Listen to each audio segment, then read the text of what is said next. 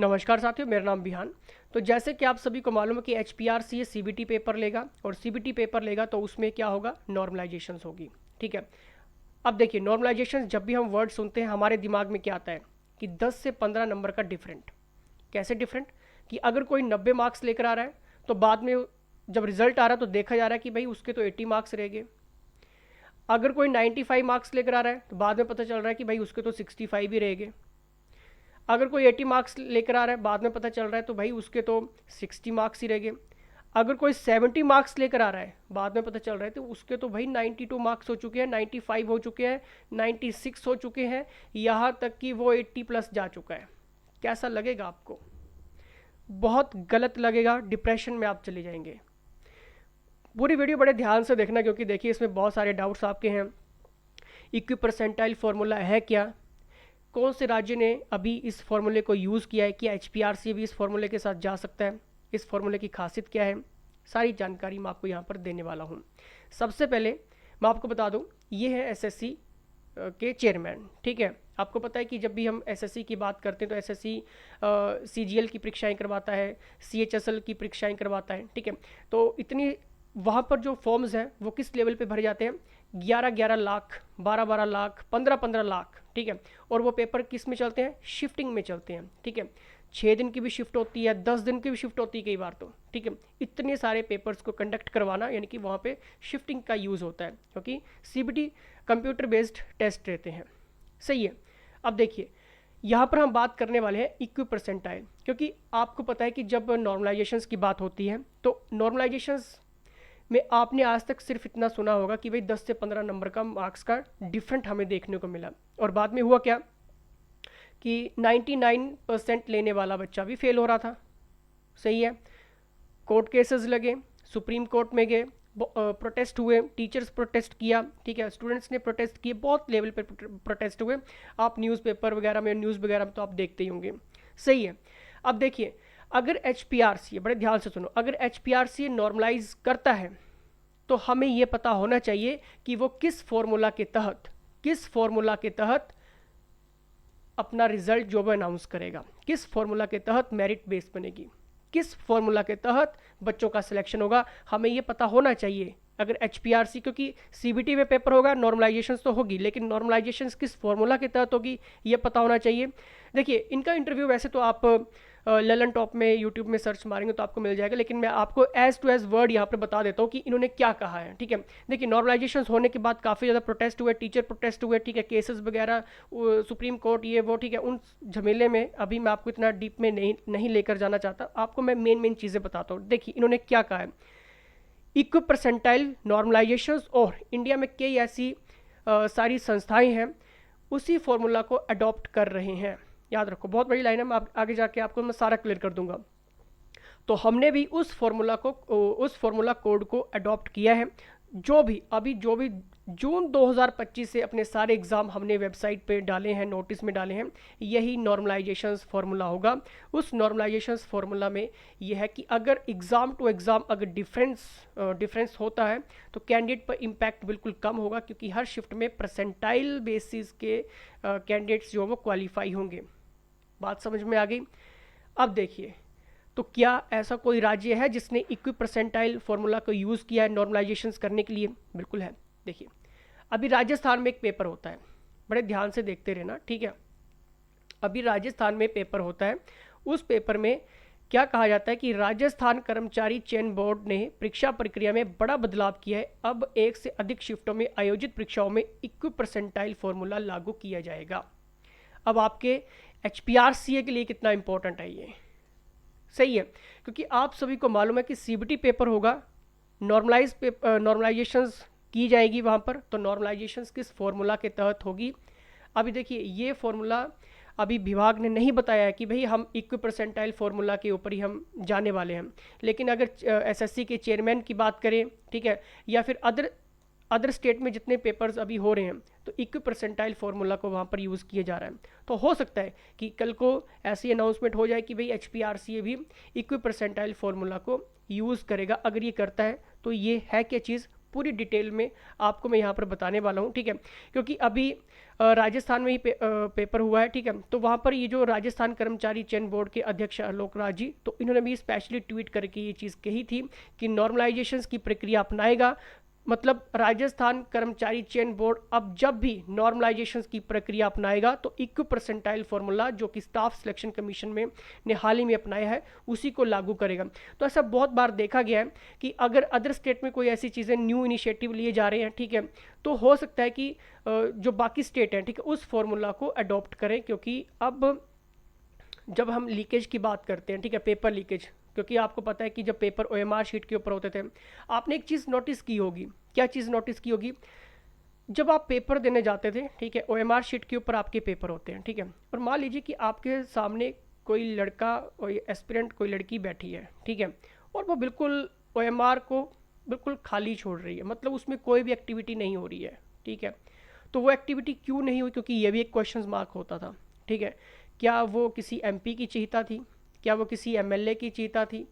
या फिर वो किसी विभाग की अंदर की कोई एस्पिरेंट था कि उसका पेपर बाद में करवाया जाना था? और आप सभी को मालूम है कि HPSSC इसी के चलते बंद हो गया। इतनी सारी लीकेज पेपर में होने लगी कि फिर उसको बंद करना पड़ा। नया यहाँ पर क्या निकल के आया? आपका HPRCA निकल के आया। और सीएम साहब ने बिल्कुल साफ साफ कहा कि अब पेपर जो है वो CBT मोड में होंगे, end to end encrypted questions रहेंगे, शिफ्टिंग में पेपर। क्योंकि देखिए CBT का मतलब ये होता है कि CBT में पेपर होगा तो वो शिफ्टिंग में जाएगा ही जाएगा, क्योंकि इतने सारे कंप्यूटर अवेलेबल नहीं होते हैं। मैं पूरी डिटेल आपको यहाँ पर बताने वाला हूँ, बड़े ध्यान से सुनते रहिए, ठीक है।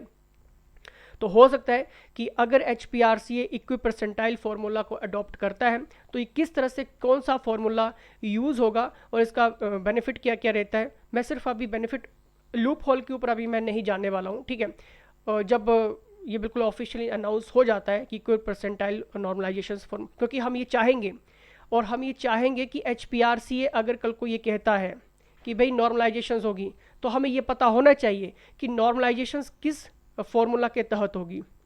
क्या HPRCA अपना खुद का कोई फॉर्मूला अडॉप्ट करेगा या खुद का कोई फॉर्मूला बनाएगा, तैयार करेगा, या फिर ये इक्वी परसेंटाइल नॉर्मलाइजेशन के साथ जाएगा जिस तरह से SSC चेयरमैन कह रहे हैं, या फिर आपके अदर स्टेट में जो पेपर हुए हैं उसमें ये इक्वी परसेंटाइल फार्मूला यूज़ हुआ है। होता क्या है ये? इस फॉर्मूले में हर शिफ्ट के परिणामों को एक समान प्रतिशत स्तर पर लाकर समायोजित किया जाता है, एडजस्ट किया जाता है। इससे ये सुनिश्चित होता है कि कठिन और आसान शिफ्ट में बैठने वाले उम्मीदवारों के साथ कोई भी भेदभाव ना हो। ये फॉर्मूला है, ठीक है, मैं आपको थोड़ी देर में बता देता हूँ, ठीक है। लेकिन एक छोटी सी नोटिफिकेशन आपके लिए है साथियों। अगर आप घर बैठे तैयारी करना चाहते हैं तो हिमाचल सक्सेस गाइड आप ऑर्डर कर सकते हैं, ठीक है, घर पे आपको ये मिल जाएगी। लेकिन अगर आप JBT TGT आर्ट्स कमीशन जैसे एग्जाम की तैयारी कर रहे हैं मेडिकल नॉन मेडिकल के लिए, तो ये आपके लिए बिल्कुल फ्री ऑफ कॉस्ट घर पे डिलीवर हो जाएगी, बाय पोस्ट आपको मिल जाएगी, ठीक है। और इसके साथ साथ देखिए आपको और भी काफ़ी ज़्यादा एडवांटेज आपको यहाँ पर मिलने वाले हैं। आपके अगर मैं बात करूँ तो चाइल्ड डेवलपमेंट पैडागोजी की कम से कम 30+ बुकलेट्स हैं, ठीक है, 3 से 4 हज़ार उसमें क्वेश्चंस इंक्लूड हैं। आपका हिस्ट्री के 10 से 15 बुकलेट्स हैं, ठीक है। आपके इकोनॉमी की 10 से 12 बुकलेट्स हैं, ठीक है। आपका हिमाचल जी के आपका हो गया। आपका ज्योग्राफी की बात करें तो उसमें 40 बुकलेट्स को हम कवर करने वाले हैं। NCERT कवरेज आपको मिल रही है, ठीक है। दोनों भाषाओं में कोर्सेज रहते हैं, दोनों भाषाओं में MCQs रहते हैं, और फीस 15,000, 10,000, 5,000, 3,000, 2,000 नहीं रहती है, ठीक है। ये बुक्स जो मैंने आपको अभी दिखाई, ठीक है, हिमाचल सक्सेस गाइड, ये आपको बिल्कुल फ्री ऑफ कॉस्ट आपके घर तक डिलीवर हो जाएगी। काफ़ी अच्छी बुक है, ठीक है, इसको आप ले सकते हैं। किस तरह से मिलेगी ये आप व्हाट्सएप कर लेना। अब पॉइंट के ऊपर बात करते हैं, सही है। इसके लिए आपने करना क्या है? वैसे तो 82787237823715, ठीक है, इसके ऊपर आपने व्हाट्सएप कर देना है, ठीक है। अगर आप JBT TGT commission medical non medical जैसे एग्जाम की तैयारी कर रहे हैं तो आपके लिए बेनिफिट है। अगर किसी और एग्जाम की तैयारी कर रहे हैं तब भी व्हाट्सएप कर लेना, ठीक है। चलिए पॉइंट के ऊपर आते हैं। अब इक्वी परसेंटाइल के ऊपर हम बात कर रहे हैं, सही है। अब देखिए ये फॉर्मूला कैसे यूज़ होता है। ये फॉर्मूला, इस फॉर्मूले को मैं डिस्कस करने से पहले मैं आपको थोड़ा सा यहाँ पर एक और चीज़ क्लियर करता हूँ। पहले तो मैं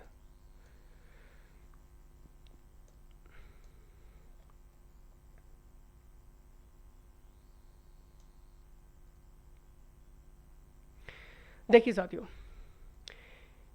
ये जो मैंने आपको अभी आपको ये फॉर्मूला बताया, my percentile rank is equal to total number of students minus my rank total number of students -1 into 100। यह फॉर्मूला इक्व परसेंटाइल नॉर्मलाइजेशन में यूज़ होता है। कैसे यूज़ होता है मैं आपको बता देता हूँ, ठीक है। अब देखिए, मान लीजिए इक्व परसेंटाइल फॉर्मूला डिस्कस करने से पहले मैं आपको थोड़ा सा एक बता देता हूँ, ठीक है। देखिए होगा कैसे, ये यूज़ कैसे होता है मैं आपको बता रहा हूँ, क्योंकि आपके लिए जानना बहुत ज़रूरी है। कौन सा फॉर्मूला है ये? EQI PERCENTILE फॉर्मूला, ठीक है। Equipercentile formula.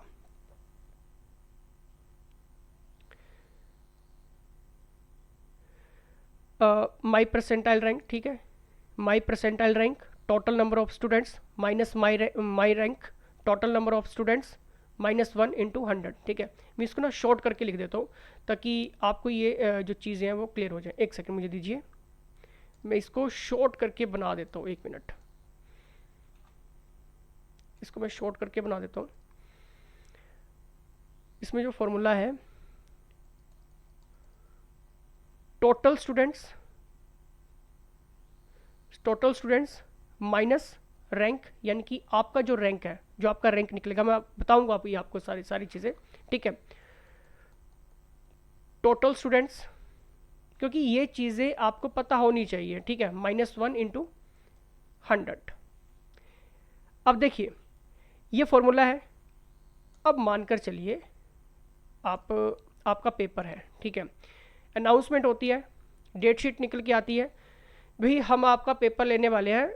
एक आपका 19 फरवरी को पेपर होगा, एक आपका 20 फरवरी को पेपर होगा, एक आपका 21 फरवरी को पेपर होगा।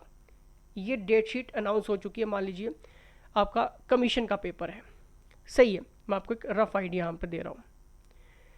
पेपर होगा 3 शिफ्टों में। टोटल शिफ्ट कितनी है? 3 शिफ्ट हैं जी। 6 शिफ्ट कर लेते हैं, ठीक है, क्योंकि हिमाचल में अभी जिस तरह से कंप्यूटर का हो सकता है कि अप एंड डाउन्स हो, ठीक है, पूरे फैसिलिटीज़ ना मिले। तो मान लीजिए कि 6 शिफ्टों में हम आपका पेपर लेने वाले हैं, सही है। टोटल फॉर्म्स कितने भरे गए हैं? फॉर्म्स की बात करें तो कितने एस्पिरेंट्स हैं टोटल जी? 72,000। एक मोटा रफ आइडिया, ठीक है। 72,000 फॉर्म जो वो भरे गए हैं, ठीक है। टोटल एस्पिरेंट्स है। टोटल पोस्ट कितनी है जी? पोस्ट बताइए कितनी है? पोस्ट है मान लीजिए 600। आपको रफ आइडिया दे रहा हूँ, ठीक है। टोटल पोस्ट है 600। अब होगा क्या? अब 72,000 टोटल है, तो होगा क्या कि 72,000/6। ये 6 क्यों लिया? क्योंकि 6 शिफ्टों में पेपर होगा, ठीक है। काट पीट के कितना आ रहा है? 12,000। मतलब हमें हर एक शिफ्ट में कितने एस्पिरेंट्स बिठाने पड़ेंगे? 12,000 हर एक शिफ्ट में बिठाने पड़ेंगे। क्या ये पॉसिबल है? 12,000 हो सकता है, ऐसी कोई दिक्कत नहीं है, ठीक है। एक शिफ्ट में 12,000 हो सकता है, ठीक है। अब सेकंड शिफ्ट में 12,000, थर्ड में भी, फोर्थ में, फिफ्थ में भी, सिक्स्थ में भी। इस तरह से आपका ये जो टोटल फॉर्म में इनकी हम इतना जो हमारे पास डेटा आया है 72,000 स्टूडेंट्स के लिए, हम इजीली हम ये कवर कर देंगे। किसी एक आधी शिफ्ट में ऊपर नीचे हो सकता है, कोई दिक्कत नहीं है, सही है। अब पोस्टें कितनी है? 600 पोस्टें हैं जी। 600 पोस्टें हैं, 6 शिफ्टों में पेपर होने वाला है, ठीक है। कितना बचा? 100। यानी कि हमें 100 पर शिफ्ट से स्टूडेंट्स चाहिए ही चाहिए। एक शिफ्ट से कितने एस्पिरेंट्स चाहिए? 100 स्टूडेंट्स चाहिए, हमें सिलेक्ट करने हैं एक शिफ्ट से। चलिए नेक्स्ट स्लाइड में आपको मैं प्रॉपर तरीके से यहाँ पर बता देता हूँ, ठीक है। मान लीजिए आपकी ये फर्स्ट शिफ्ट आपकी है, ठीक है, बड़े ध्यान से देखते रहना। ये आपकी सेकंड शिफ्ट आपकी है, ठीक है। ये आपकी थर्ड शिफ्ट हो गई, ये आपकी फोर्थ शिफ्ट हो गई, ये आपकी फिफ्थ शिफ्ट हो गई, और ये आपकी सिक्स्थ शिफ्ट हो गई, सही है। अब सभी को पता है कि हर शिफ्ट में पेपर चेंज होगा, क्वेश्चन पेपर चेंज होगा, ठीक है।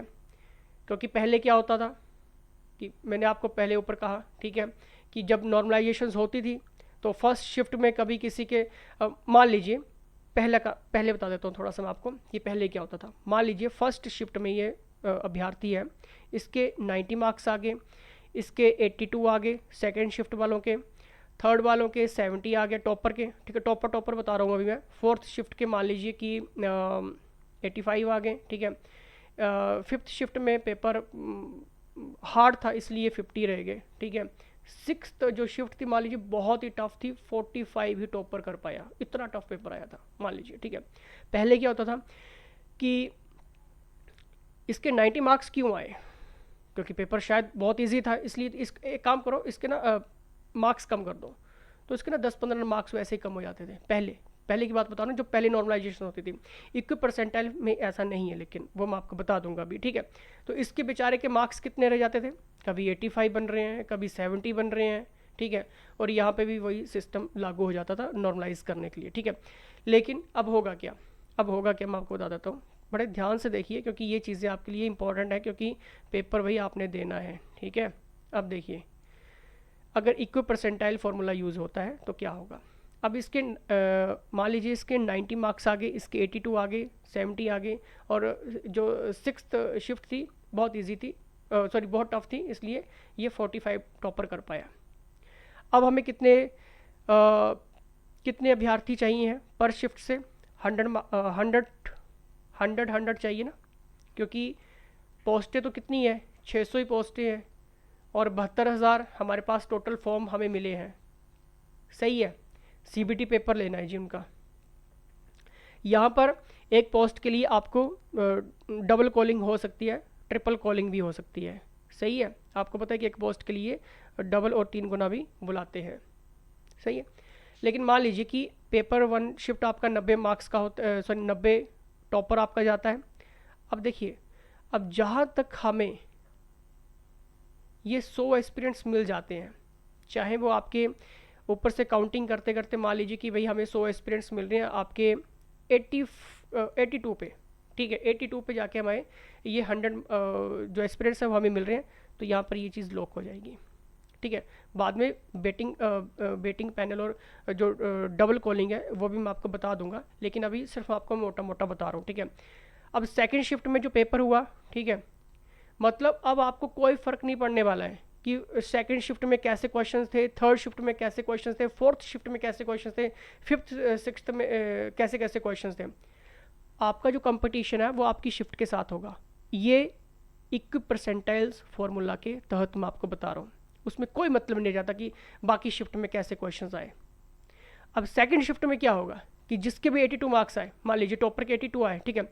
अब हमें जी कहाँ पे जाके 100 एस्पिरेंट्स मिल रहे हैं, हमें मिल रहे हैं जी 70 में जाके 100 लॉक कर दो, ठीक है।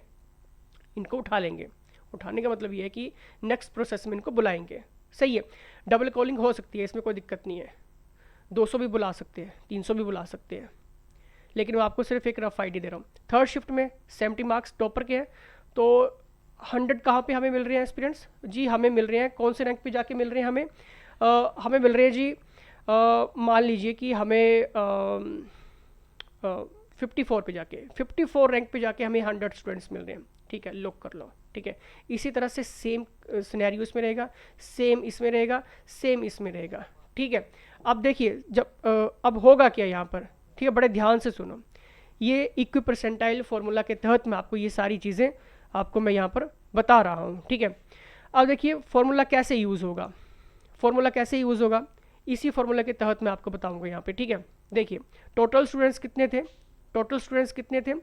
72,000 स्टूडेंट्स थे जी, ठीक है। और मान लीजिए कि आपका रैंक 1 है, 1 क्यों है आया आपका, क्योंकि देखिए यहाँ पे जो टॉपर है 90, ठीक है, इसको यहाँ पर 100 परसेंटाइल के ऊपर इसको कैलकुलेट किया जाएगा, ठीक है। ये 82 भी, क्योंकि ये अपनी शिफ्ट में टॉपर है इसलिए 100, ये थर्ड शिफ्ट वाला 70 मार्क्स लेकर आ रहा है, लेकिन ये 100 परसेंटाइल पे कैलकुलेट होगा। फोर्थ 85 लेकर आ रहा है, तो ये अपनी शिफ्ट में 100 परसेंटाइल के ऊपर कैलकुलेट होगा।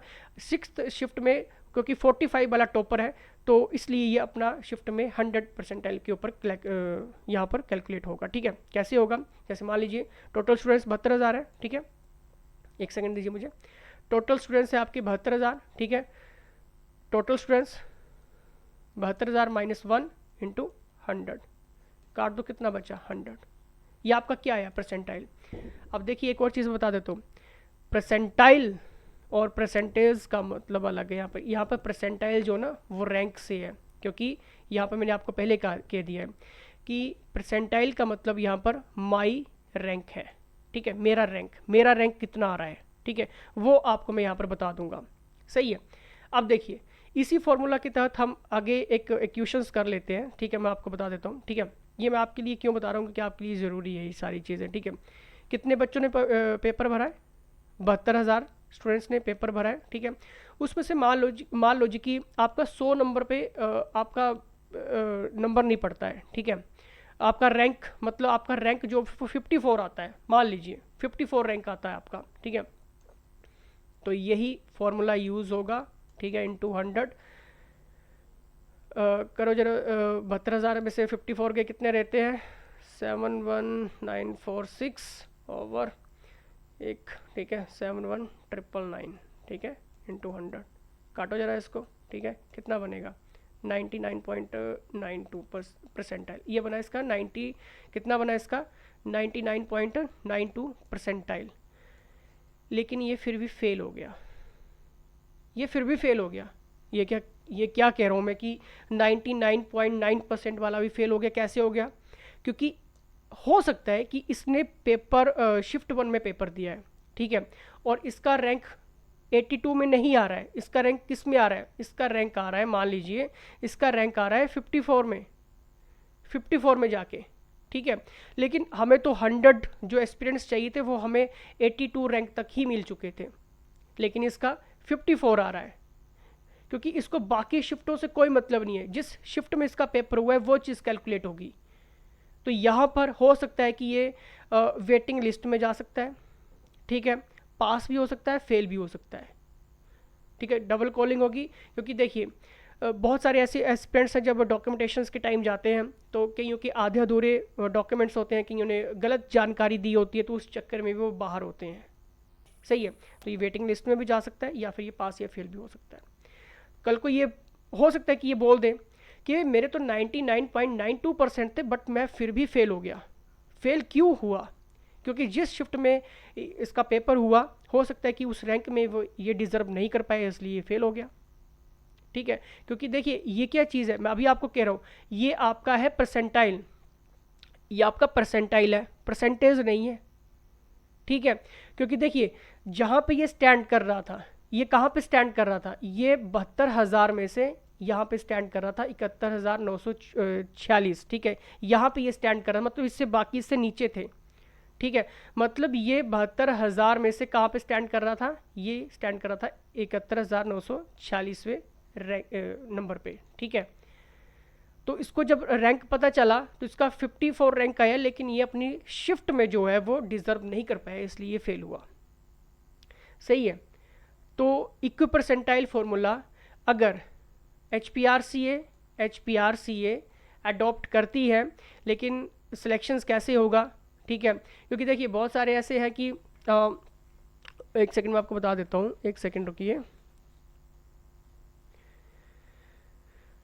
देखिए अब आपका सवाल ये भी हो सकता है कि सिलेक्शंस का प्रोसेस क्या रहेगा, क्योंकि हो सकता है कि इसी के ऊपर चलते हैं कि इस शिफ्ट में मान लीजिए कि बहुत सारे ऐसे अभ्यर्थी हैं जो, क्योंकि एक शिफ्ट में कितने बच्चे बैठ रहे हैं, एक शिफ्ट में कितने बैठ रहे थे, हमने यहाँ पर टोटल किया था, एक शिफ्ट में 12,000 बैठ रहे थे ना, 12,000 एस्पिरेंट्स बैठ रहे थे। हमने ये टोटल किया था कि हमें 12,000 चाहिए एक शिफ्ट में पेपर करवाने के लिए।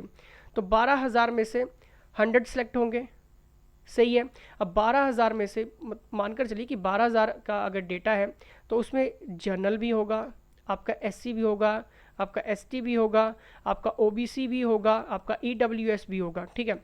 तो फिर इनका रिजल्ट कैसे अनाउंस होगा? देखिए इसके ऊपर भी मैं आपको एक जो मैंने अभी आपको एक फार्मूला बताया ऊपर, ठीक है, इस फार्मूले के ऊपर भी हम जल्दी डिस्कस करेंगे। लेकिन अगर ये ऑफिशियली अनाउंस होता है HPRC की तरफ से, दोबारा सुन लो, अगर ये ऑफिशियली अनाउंस होता है HPRC की तरफ से, तब हम फिर इसके ऊपर डिटेल्ड वीडियो एक बार डिस्कस कर लेंगे। लेकिन अगर नॉर्मलाइजेशन अगर करनी है तो ये मुझे ऐसा लगता है पर्सनली कि शिफ्ट टू शिफ्ट आपका रिजल्ट अनाउंस होना चाहिए, ठीक है। फिर कोई मतलब नहीं रहना चाहिए कि सेकंड शिफ्ट में कैसा पेपर था, ठीक ठीक है, क्योंकि ऐसा बहुत बार हुआ है कि आप पेपर दे रहे हैं, वहाँ पर कंप्यूटर जो वो चलते चलते क्लोज हो रहे हैं, ठीक है, तो फिर होता क्या था कि नॉर्मलाइजेशन करके उसको कभी 5 नंबर एक्स्ट्रा मिल रहे हैं, कभी 10 नंबर उसको एक्स्ट्रा मिल रहे हैं। तब तो फिर हर कोई ये चाहेगा कि भाई पेपर चलते चलते 15 मिनट के लिए, आधे घंटे के लिए बंद हो जाए, ताकि हमें एक ग्रेट एडवांटेज मिल जाए। फिर तो हर कोई यही चाहेगा ना। तो ये चीज़ तो नहीं होनी चाहिए, किसी के साथ नहीं होनी चाहिए। तो ये इक्विप परसेंटाइल अभी जो फार्मूला है राजस्थान ने अडॉप्ट किया है, और भी स्टेट और भी संस्थाएं इस फार्मूले को अडॉप्ट करती हैं, ठीक है, लेकिन उस नॉर्मलाइजेशन से बेस्ट है कि ये वाला। लेकिन देखना ये होगा कि HPRC किस फार्मूले के तहत अपना नॉर्मलाइजेशन करती है, क्योंकि अब एक और सवाल आपका आता है कि सभी के लिए समान पेपर बना दो जी, सभी के लिए इक्वल पेपर बना दो। मैं आपको कहता हूँ कि मान लीजिए 200 क्वेश्चंस बनाने हैं, ठीक है, 6 शिफ्टों के लिए, और क्या आप बना पाओगे? क्या कोई संस्था बिल्कुल इक्वल बना पाएगी क्वेश्चंस? नहीं बना पाएगी, क्योंकि ये चीज़ पॉसिबल नहीं है। पहली बात तो ये मान कर चलिए, ठीक है। पॉसिबल तो फिर इक्वल तभी हो पाएगा कि पहली शिफ्ट में भी सेम पेपर, दूसरी में भी, तीसरी में, चौथी में, पाँचवीं में, छठी में भी, ठीक है। ऐसा तो पॉसिबल नहीं है, ऐसा तो लीकेज हो जाएगी, ठीक है। ऐसे तो सभी को पता चल जाएगा कि फर्स्ट शिफ्ट में कैसा पेपर था, ठीक है।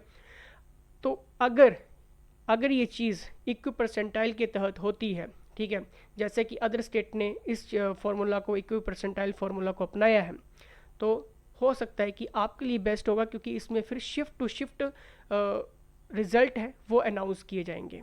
शिफ्ट टू शिफ्ट आपकी सिलेक्शंस होगी, शिफ्ट टू शिफ्ट आपको बुलाया जाएगा। तो ये मेरे हिसाब से बेस्ट है, लेकिन देखना पड़ेगा कि HPRC कौन से फार्मूला को अडॉप्ट करती है। अगर नॉर्मलाइजेशन तो होगी ही होगी, लेकिन इंपॉर्टेंट है कि फार्मूला कौन सा यूज़ होगा। और बाकी जो मैंने कहा है कि हिमाचल सक्सेस गाइड आप घर पे बिल्कुल फ्री ऑफ कॉस्ट ले सकते हैं, ठीक है, कोई एक्स्ट्रा चार्जेस नहीं है। डिलीवरी भी, होम डिलीवरी फ्री है, बाई पोस्ट हम भेजेंगे अपने खर्चे से, ठीक है। लेकिन ये एडवांटेज सिर्फ JBT TGT arts commission medical non medical students के लिए ही है, ठीक है। बाकी भी पंचायत और पंचायत सेक्रेटरी के लिए भी न्यू कलेक्शंस आ रही हैं, ठीक है, उसके लिए टाइम लगेगा थोड़ा सा, लेकिन ये सिर्फ लिमिटेड स्टॉक अभी हमारे पास है। अगर आपको चाहिए, ठीक है, तो व्हाट्सएप कर लेना। और बाकी के जितने भी फ़ायदे अगर आपको लेने हैं, सही है, वो आप व्हाट्सएप पे पूछ सकते हैं कि आपको इसमें और क्या क्या चीज़ें मिल रही हैं, क्योंकि हिमाचल के सभी ज़िलों से, पंचायतों से एस्पिरेंट्स ने ज्वाइन कर लिया। डेली टेस्ट आपके लिए और क्लासेस इसमें आपको बिल्कुल फ्री मिल रही हैं। सारी जानकारी के लिए व्हाट्सएप करें। धन्यवाद।